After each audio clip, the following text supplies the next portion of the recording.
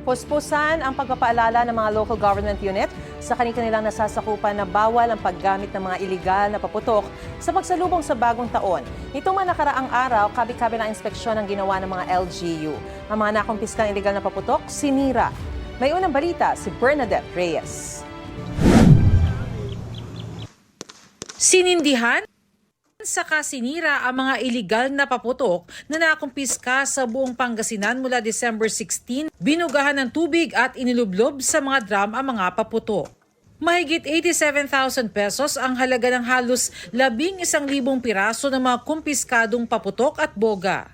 Kailangan ay ang pagdiriwang ng Kapaskuhan at holidays ditong kaming New Year ay dapat ay tahimik lang at peaceful, walang dapat mangyaring disgrasya.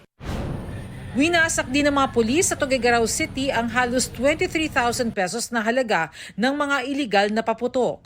Kabilang ang mga boga, 5-star, piccolo at plapla. Maging sa Cavite kung saan mahigit 6 na ang iligal na paputok at pyrotechnic device ang nakumpiska. Sa Pasig City, arestado ang isang lalaki matapos mahuling nagbebenta online ng mga paputok.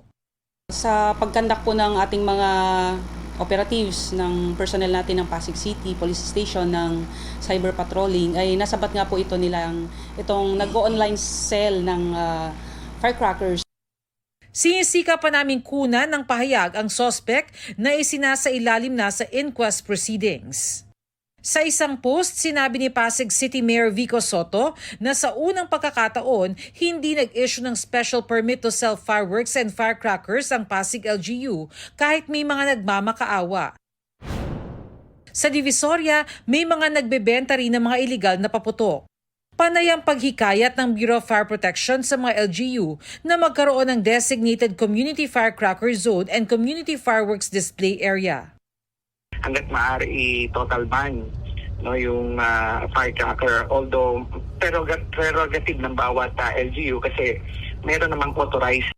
Talagang nilalayo siya sa residential mga establishment at saka other na pwedeng madamay sa any embers or sparks from the firework display area. Sa Quezon City halimbawa, ipagbabawal sa mga pribadong bahay ang paggamit ng paputok. Bawal rin ang sariling fireworks display. Sa halip, papayagan lang ito sa mga pampublikong lugar na may permit at clearance mula sa Department of Public Order and Safety. Ayon sa pamahalaang barangay ng Barangay Novaliches proper, sa rooftop ng 6 na palapag na gusaling ito, gagawin ang fireworks display sa December 31. Sa ganitong paraan, magiging ligtas daw para sa mga residente ang pagsalubong sa bagong taon. Priority natin dito, hindi madisgrasya po yung community natin, lalo-lalo na po yung mga kabataan. Kaya ini-encourage namin na mag-fireworks display na lang. Sa mga residente po ng Barangay Novaliches proper, tayo po yung makipag-cooperate po sa ating barangay.